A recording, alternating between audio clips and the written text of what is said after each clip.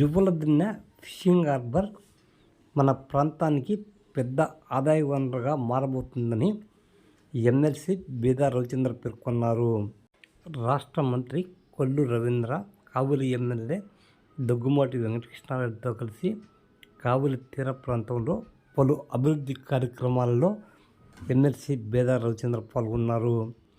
ఈ సందర్భంగా ఆయన మాట్లాడుతూ జువ్వలదిన్నెలోని ఫిషింగ్ హార్బర్ ఏర్పాటుకు రాష్ట్ర మంత్రి కొల్లు రవీంద్ర, ఆయన మామ గతంలో మంత్రి నడికుడి నరసింహారావులు ఎంతో సహకారం అందించారని కొనియాడారు. మత్స్యకారులకు సంబంధించి కొన్ని విషయాలను రాష్ట్ర మంత్రి కొల్లు రవీంద్ర దృష్టికి తాను ఎమ్మెల్యే తీసుకువెళ్లడం జరిగిందని ఈ సందర్భంగా ఎమ్మెల్సీ పేర్కొన్నారు. ఈనాడు సుపరిపాలనలో తొలి అడుగు కార్యక్రమంలో భాగంగా జువ్వలదిన్నె గ్రామానికి విచ్చేసిన గౌరవ మంత్రివర్యులు మిత్రులు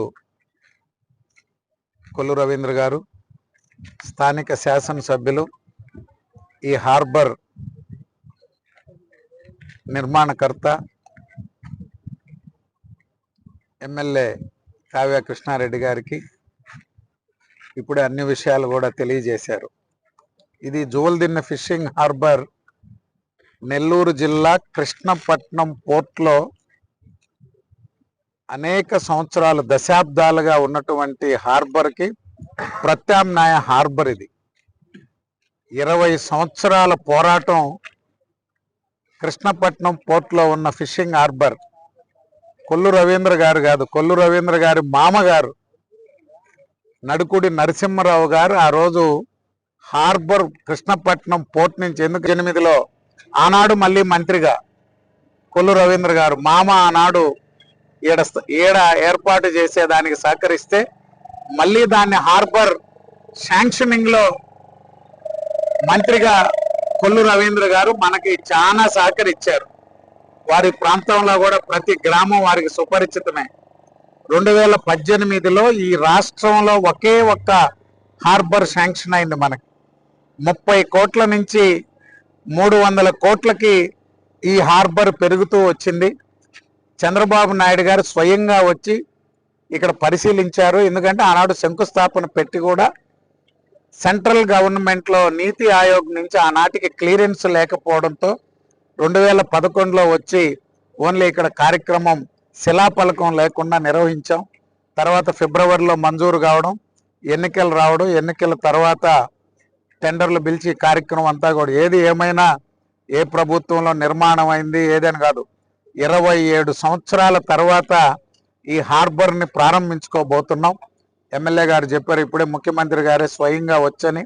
ఎందుకంటే నేను అనేక సంవత్సరాలు ఇక్కడ మత్స్యకారులతో, ప్రత్యేకించి బోట్ల యజమానులతో వైజాగ్ నుంచి మంగళూరు వరకు కూడా ఉన్న అన్ని పోర్టుల్లో, ఎందుకంటే మేము కూడా ఆ వ్యాపారంలో ఉన్నాం కాబట్టి బోట్లలో ఉన్నటువంటి వారి సాధక బాధకులు, డ్రైవర్లు, మెకానిక్లు వీళ్ళందరూ మన ప్రాంతం నుంచి ఎక్కువ బయట ఉన్నారు. దాన్ని మార్పు చేసి ఇక్కడ మన ప్రాంతంలో ఉండాలనేటువంటి దానికి కూడా ఎమ్మెల్యే గారు కూడా చాలా కృషి చేస్తున్నారు. కాకపోతే 1,20,00,000 బోటు 60 లక్షల బోట్లు అడుగుతున్నారు. అది కూడా మంత్రి గారి దృష్టికి ఇద్దరం తీసుకొచ్చాం. ముఖ్యమంత్రి గారికి కూడా ఎమ్మెల్యే గారు నేను తెలియజేస్తున్నాం. మన ప్రాంత వాసులంతా చిన్న బోట్లు అడుగుతున్నారు, వాటికి కూడా ప్రయత్నం చేస్తాం.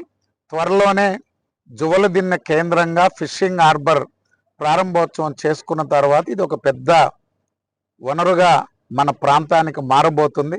దాంట్లో భాగస్వాములైన ప్రతి ఒక్కరికి కూడా పేరు పేరున అభినందనలు తెలియజేస్తూ, మంత్రి గారు భవిష్యత్తులో కూడా మా ప్రాంతానికి, ఎందుకంటే వారికి అక్కడ హార్బర్ వచ్చింది, పోర్ట్ వచ్చింది, వారు ఇక్కడ కూడా ఏ అవసరం ఉన్నా గతంలో అలాగనే మన ప్రాంత వాసులకు సహకరిస్తారని చెప్పి వారిని కోరుకుంటూ అందరికీ ధన్యవాదాలు తెలియజేస్తున్నాను.